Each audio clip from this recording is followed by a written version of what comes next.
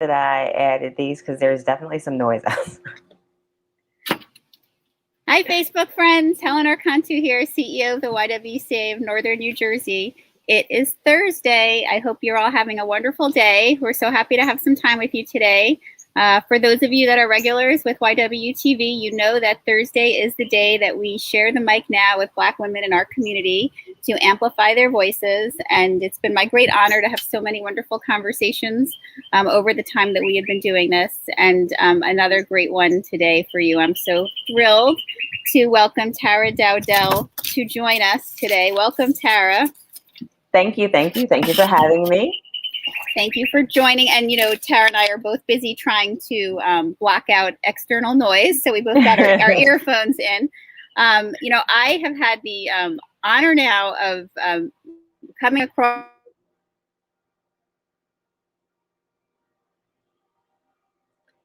Okay. All right. Here we go. You're back, Helen. You're back. Well, everyone, I'm Tara Dowdell, and Helen's having, as you can see, some technical difficulties, so I'll just jump right in. I'm Tara Dowdell. I am the founder and president of the aptly named Tara Dowdell Group. We are a social good marketing and PR agency located in the great city of Jersey City. And I'm really proud of the work that we do because we only work with clients who are engaged in social impact work. So those are the only clients that we work with. And I'm really honored to have been able to create a culture and a company that, and a business model around doing good and telling stories and storytelling for clients who are doing wonderful things, because we hear all the negative stories, but there's so much good work happening. And I'm really glad to be able to amplify that work. So, and before, Helen's back. And before I founded Tara Dowdell Group, I worked in the governor's office here in the great state of New Jersey, where I was the director of appointments. And I'll turn it over to Helen maybe at this point. Yes, thank you, Tara, for giving us your background. I'm sorry, we're having one of those little technology gremlins joining us at the YW today, but that does not at all overshadow the great conversation and having Tara with us. As I started to say before I knocked out, is that I've had the great honor of meeting Tara 3 times. The first time, I won't even think about how many years ago it was now, but I sat, it's a secret. I got to sit in the audience and hear her give the keynote speech for the Dr. Martin Luther King Birthday Committee for one of their wonderful annual events, and was so struck by so many things about that conversation that she, you know, had with all of us. It was a packed room, a full house, and I remember actually it was a terrible weather day, but it didn't keep anybody away from being together. And then a few years later, Tara and so many other wonderful women joined us for a partnership event that we did with the National Coalition of 100 Black Women to hopefully, at the time, we wanted, our goal was to get more Black women to consider running for office. And she was part of a power panel for sure for that event. And now we're full disclosure, I'm so excited to share that we're working with Tara on a new project for the YWCA, which you will all get to benefit and see shortly. I know she was talking a little bit about her business. And, you know, we are working on a new website for the YW, which Tara and her team are doing with us. So it's been a long history of getting to know each other. And Tara, I'm gonna quickly share what I have, a formal bio, because I always feel like people should soak it in and you know, be proud of what they've accomplished. So as we share, she's accomplished. She started to tell us she's an accomplished entrepreneur and communication strategist, the founder and president of TDG Speakers, a niche speaker bureau, and the Tara Dowdell Group, a public relations and marketing agency driven by her passion for helping socially conscious organizations and businesses grow, which I'm so excited that we're going to be talking a little bit about the way that they do their work. In addition to her business ventures, she is a respected television commentator and speaker. She appears regularly on MSNBC, on Pix 11, and news, where she provides progressive analysis of political, government, and business topics. I personally follow her on Twitter and other IG platforms, so you could always get a good sense of what she's thinking there as well. Her background in government includes having served as the senior manager of government and community relations for the international shipping arm of the Port Authority of New York and New Jersey. Prior to joining the Port Authority, Tara was the first Black American and youngest person to serve as a director of appointments in the office of the New Jersey governor. She's also very active in her community and serves on some of my favorite organizations' boards, the New Jersey Policy Perspective, Greater Newark, LISC, and WBGO, a global jazz public radio station. With all of that, she's also on the steering committee for the Center for American Women in Politics, Ready to Run conference, and she's a graduate of the University of Virginia, where she earned her Bachelor of Arts in Government. So thank you for, again, being here, Tara. And what, in a few years of life, you've accomplished so much, and so much with impact, which I think is even, even more wonderful. Can you tell us a little bit? I guess let's start with talking about your businesses that you have right now, and tell us what you do. So for those who don't know, and then we can talk a little bit about how you do it, which I think is so important. And I think you're really like laying the groundwork for so many others to follow. So thank you again, Helen, for having me on. And so Tara Dowdell Group, which is my core business, is a public relations and marketing agency. As you mentioned, as I mentioned earlier, we're based in the great city of Jersey City. And we focus on social goods, social impact work, and clients who are doing that work. And it's something that I'm really proud of, because I think that we have a tendency in this country in particular to reward bad behavior, right? You see people elevate who are doing things that are harmful, right? Who are saying and doing harmful things. And we see those people reaching the top. So it was really important for me, having come out of government, which was, I always characterize my time in the governor's office as it was the best of times, it was the worst of times. It was an amazing experience. I was only 25 years old and in this position that really is extremely influential. But while I cherish a lot of my colleagues, most of my colleagues were great people who were there for the right reasons, I did have some colleagues that were there for not the right reasons. And I joke that I still have some knife wounds in my back from some of those colleagues. They still haven't fully healed. And like I said, it was just a few, right? It wasn't a lot. But when you're in that kind of environment and you're already under a lot of stress, it feels worse than it is, right? It's magnified. Everything's magnified in that type of environment. So when I left government, I went to the governor's office, and then I left the governor's office and went to the Port Authority. And then when I decided to start my own business, what was really important to me was creating a culture where people feel valued, where I'm direct, and I work to grow my team. I'm direct with them when there are gaps. I validate and compliment them when they do great work. There's a balance there, right? But I don't engage in behaviors where I'm looking to take credit for their work, right? Even though ultimately it's my business, I want them to shine when they produce stuff. I want clients to know that when they do good work, that it was their work, right? It wasn't my work, it was their work, their work for me, but it's their work. And I work to ensure that the team is transparent with each other. And I include them in decisions that the average business owner probably would never include their employees in, right?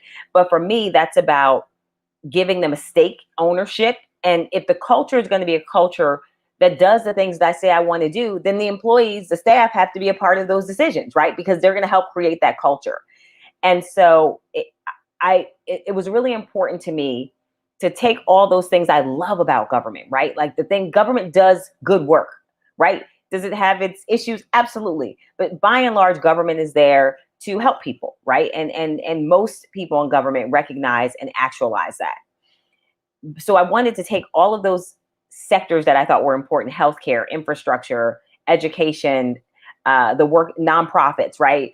government itself, and I wanted to build a company where those were our clients, and that's what I've done. And it's been a wild ride, because entrepreneurship, as I said, is not, as I always say, is not for the faint of heart, and it's been a bit of a wild ride. But all those things that I set out to do so far, I've been able to do, and I think the proof is in the pudding. We are very successful in our results, but also my who you know, Vin, our digital design manager. Vin's been with me for 7 years. He basically started freelancing with me out of college, shortly after college, and then he's been with me ever since. And so Kia, who works with me, has been with my team. I think she's 6 years, going on 7 years. So I think that speaks to the fact nowadays people stay places 2-3 years, right? Maybe 2, maybe 1.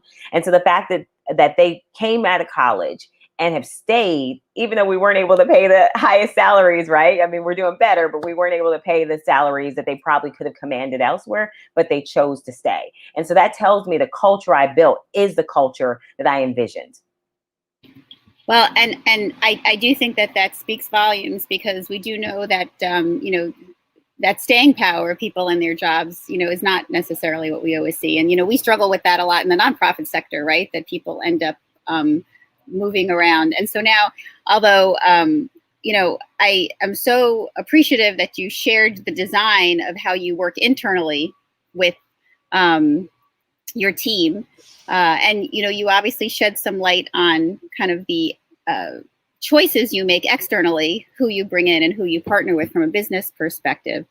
But can you talk a little bit about that process of from an entrepreneurship perspective? I mean, I know making money, right, is part of the end result, right? You have to pay your team. You want to be able to keep the business going. And a lot of people probably think that using these methods would not translate into, financial success. That social good agency, which I know is how you present it, wouldn't transfer into financial success. Could you talk a little bit about that and promoting that concept? Well, I think that, so there's a lot of, the good news is there's a lot of organizations and entities that are out there that do have, fairly sizable budgets. So we work with some foundations, right? So obviously foundations have some sizable budgets. You would know, right? Because obviously you like us benefit from them in different ways. And also typically the thing about, interestingly enough, about government is that while the budgets aren't as big, right? Because they have to be good stewards of taxpayer money. At the same time, you can do some work that's like 3 years. And so there's something to be said about having a contract that's ongoing. And the other thing about government that's interesting is you don't ever have to worry about them not paying you, right? The government's not going to stiff the small business owners. They're not going to stiff any business owners. And so a risk that you take with the private sector is that you can end up where people are paying excessively late or not paying at all, right? There's much bigger risk. Government's not going to do that because they're not going to risk being called on a carpet and splashed on the news, right, for not paying. So that's another value of working with government. I think a lot of small businesses make the mistake of not pursuing government work, and I get it. It's a lot of paperwork. To my friends in government, please let's slow down on the paperwork.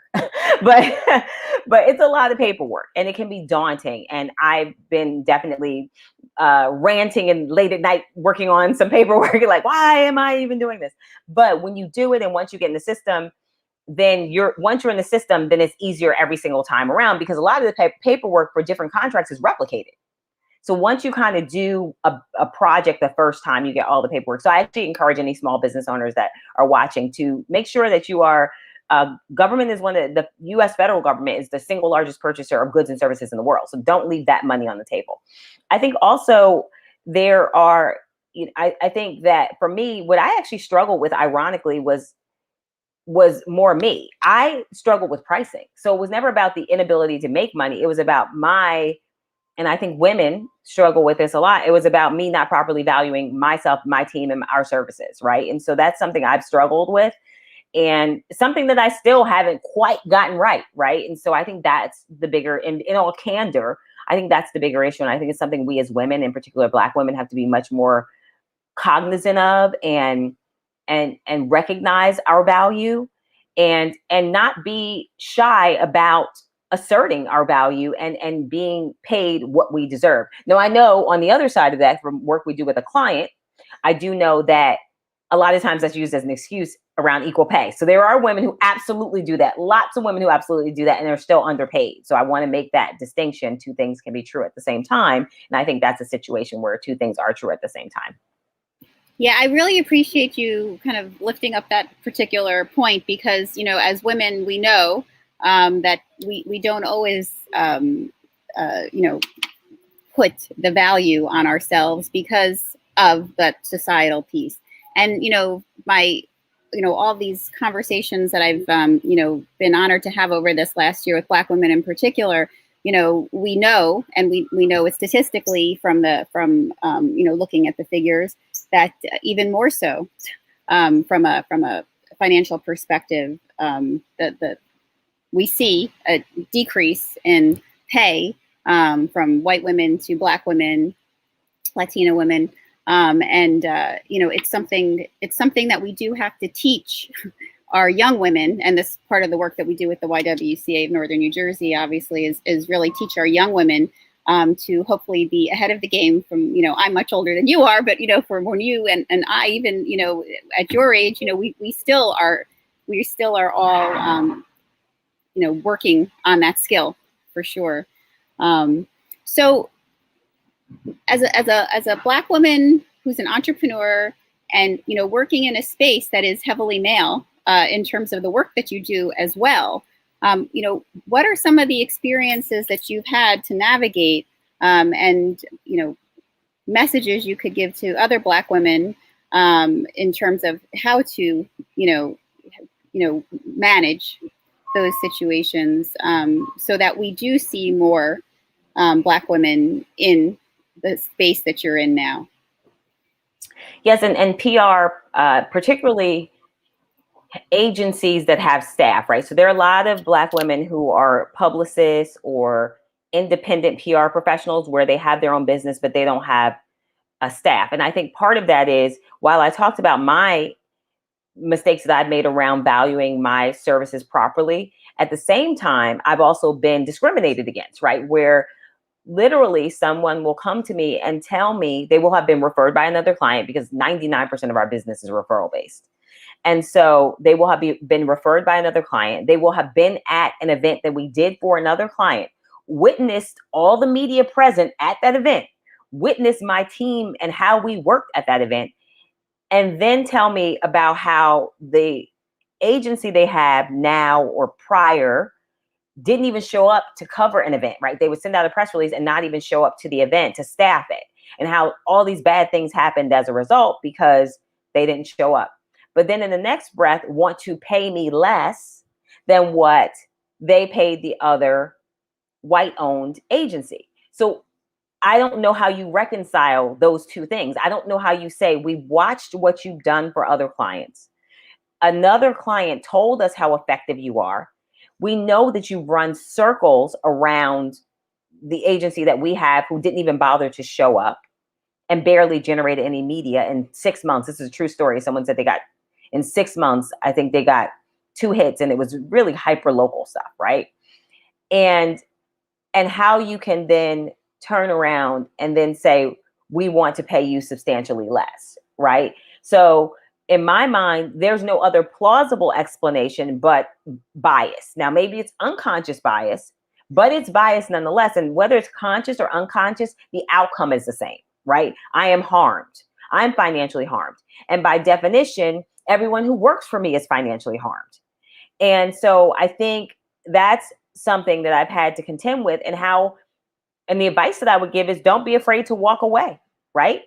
We turn down clients. I turn down clients for 2 reasons. If they're not doing social good work, if they're inherently someone that I don't think, if they are doing social good work, but there's someone I inherently believe is not a good person, then we don't work with those people.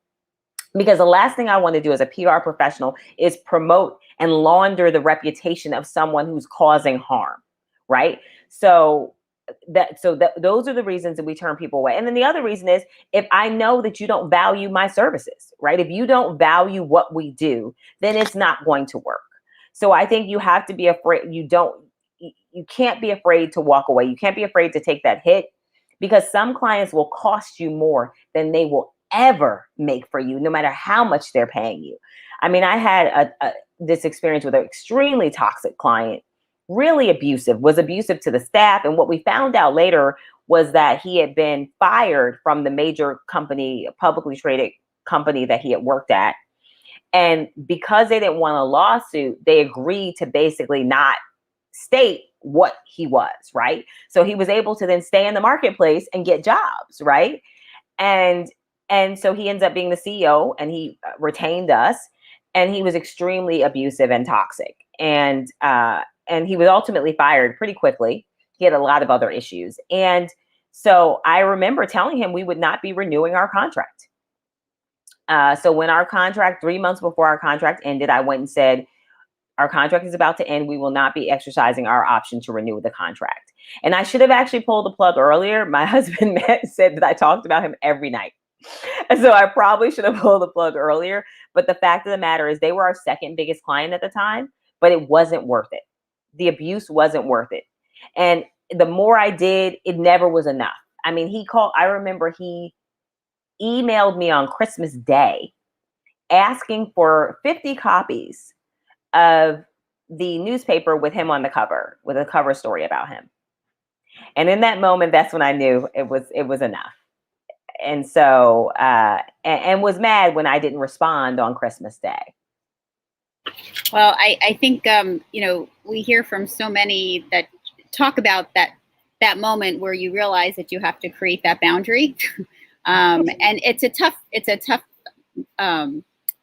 journey to get there, for sure. But I'm sure very freeing once you really create that boundary. And especially as you've done with your whole, with your whole business, from having the social good platform to be able to create that space for yourself and, fulfill yourself, fulfill your team, and keep everyone so engaged in your mission of your work. So I'm wondering a little bit about, again, we talked about when we introduced you about you being the first Black woman and the youngest woman, in your role at the governor's office. And your business, I know, has had a tremendous amount of impact. I've obviously heard your name for years, in many circles, in terms of the wonderful work that you are noted doing. And can you talk a little bit about your mentors and, how you were able to have those doors opened for you, at that age and stage of your life? And then I guess maybe thinking through in terms of now your role as a mentor as well, because I know that you give so much back in addition to all you do.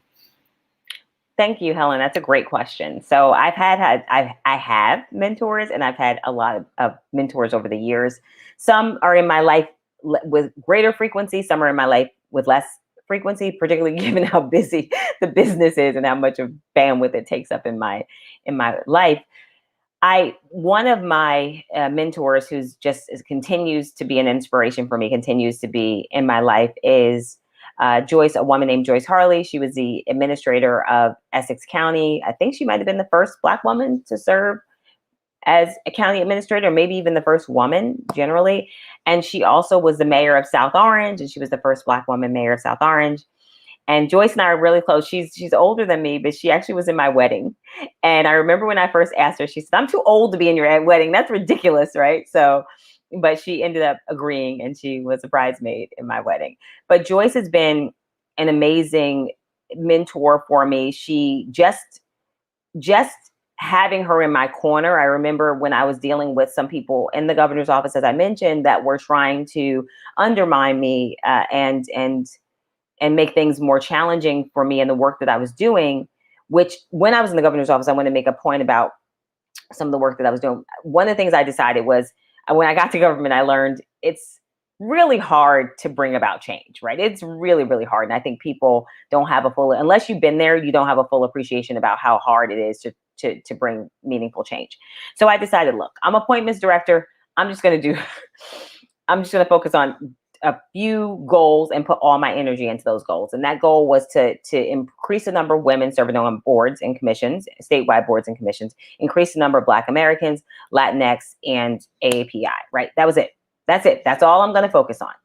And so that gets you a lot of arrows directed your way, right? Not just internally, because people loved appointments, right? Everybody wanted a piece of appointments because they wanted to take care of somebody they wanted to take care of, right? So everybody was just constantly trying to horn in on the work that I was the head of, right? And go around me to the governor and do all this stuff. And so some of the people, wasn't that they were racist. It's just that when you are in our country, we're so segregated, so that if you are white, 9 out of 10 times, everyone around you is white, right? So if you look to like bring someone in or help people in your network looks like you, right?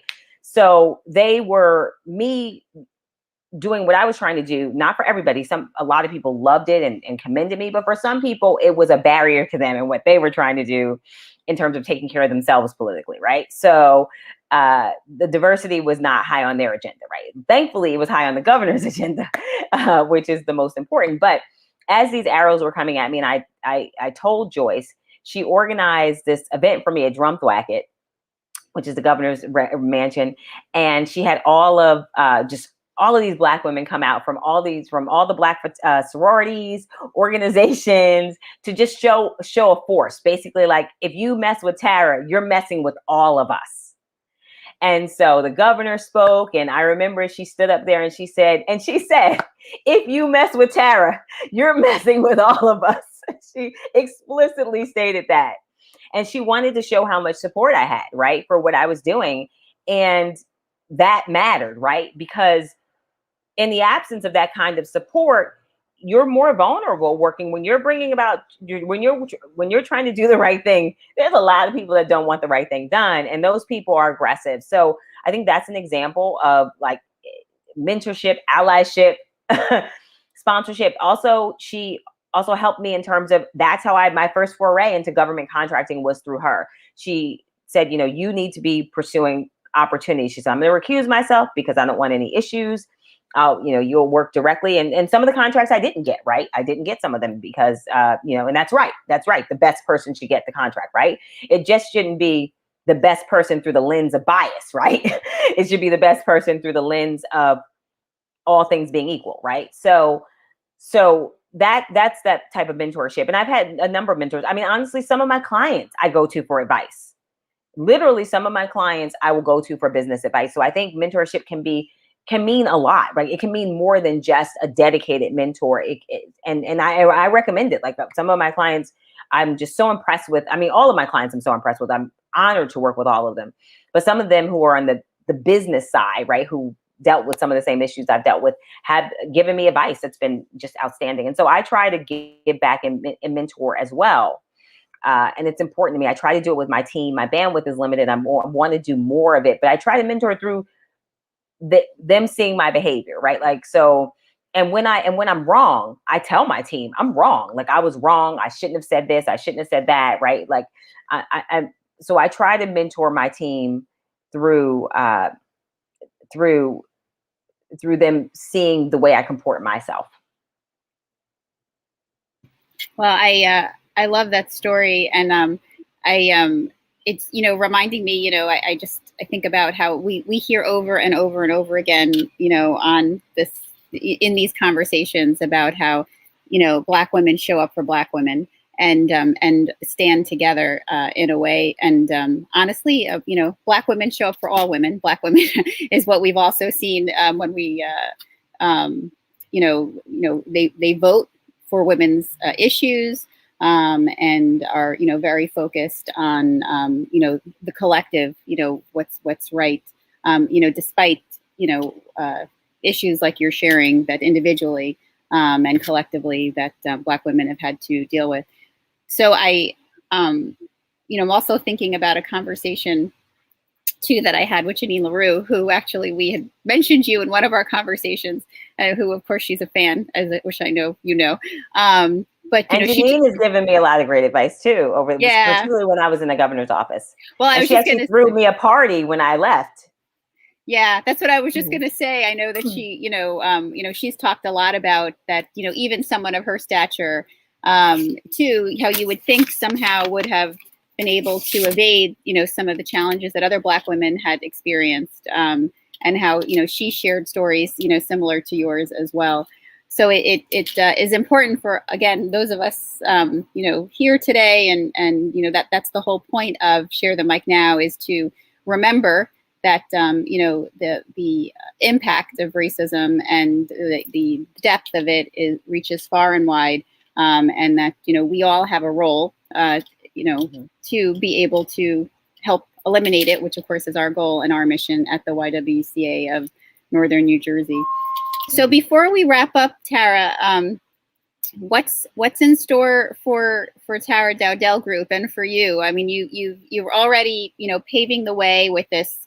I can't say that it's a new model, but you've really embraced this model. I mean, and as I shared with you before we went live, I mean, after the year that we've had, I hope more people are embracing social good models across the board, because, if anything, hopefully what we take from this experience is our efforts and our money and our time should be focused on our values, for sure.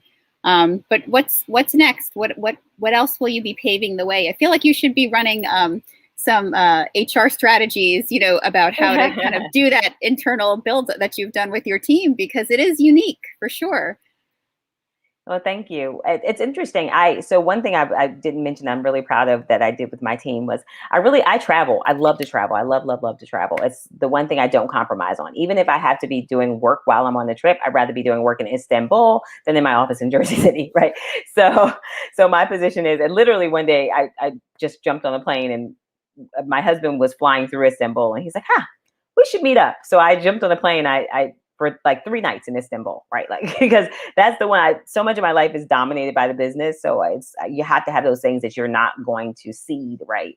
And experiences are up there. So I really believe that travel is transformative. I think we learn a lot. So I actually took my team to Portugal, to Lisbon in 2018. And thanks to being a traveler, I had some points. So some people's tickets and one per team member's ticket and my ticket I paid for with miles. And so that helped me. So it actually ended up being pretty inexpensive, surprisingly. Like, I think I spent less than what some people have done for Cape May, because we went to Lisbon in President's Day weekend. And so it's a little colder, but we lucked out. It was like 70. So the prices are much lower because it's not peak tourist time. So we stayed in a great hotel for like half of what I would have paid in New Jersey. And it was an old convent that had been converted to a hotel.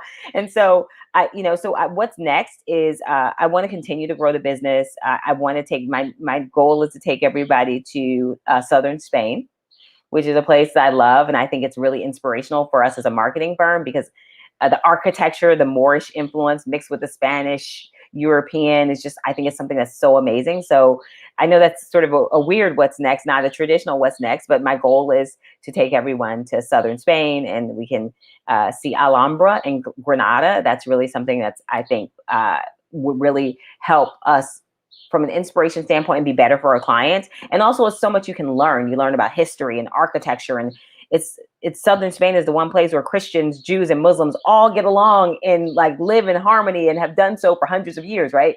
So I think it's also sort of amazing in that standpoint too, because it can happen. Like, we can all get along.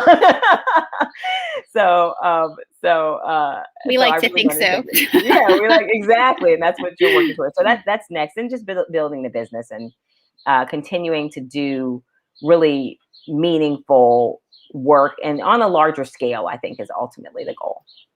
Well, I love that that's your goal, and it just speaks to why it sets you and your business apart from everybody else. That's your focus and your plans. We're so grateful that you shared so much of your personal experience. I know that when you're in PR, everyone sees the external push out, which is also put together, which of course it is, but I appreciate that you're a person and you've had life experiences and you've had to navigate a lot to get to where you are, as a woman, as a Black woman, as a business owner, and that you bring all of that to your work and to your community every single day. So thank you so much for being a wonderful role model for women, for Black women, for young girls, and for those of us who you take on, as clients and work with, how you help amplify our work in a way that, helps us be able to broaden our reach significantly. So thank you again for being with us. Thank you. For our viewers, you can learn more about Tara Dowdell Group. We have the link to her website in our comments. As I said, I'd follow her on social media too, so that you can keep abreast of her thoughts on the world that she and the causes that are important to her. And as I said, she's connected to a lot of wonderful nonprofit organizations that are, part of the groups that I follow as well. So I encourage you to stay connected to all that she's connected to. And for us, we hope that you join us again. We'll be back on this evening on live with our partnership with New Jersey Citizen Action. It's a movie and movement night where we will be focusing on the lack of paid leave in one of the richest nations of the country and talking specifically about the importance of bringing attention to that, and about, whether you're having a baby, a medical emergency, an aging parent, whatever it is, we know that job loss can create poverty and impact families significantly. And we would love for you to join us to be part of this conversation. Also, for our young girls, we want to develop the voice that Tara, talked so much about even in this conversation today, and join sophomores in high school can join our Empower University 10-month Girls Leadership Academy and be able to, get ready for their next phase of their life with some wonderful mentors and some great learnings through that program. And a lot of other great programs. All you have to do is follow us on social media and our website. And I think we may have Tara back on when we unveil the new website, Tara. I think we're going to have to come up with something big. And I just want to shout out, we have Tevra watching, Tevra Francis, who was appreciative of this conversation. She's another powerhouse, in our community. Then we love Tevra. And she's wonderful at pushing out so much great information. So everyone, please follow Bergen and Color also. And with that, we hope everyone has a great day. Thanks, Tara, and we'll see you all soon. Be well. Thank you.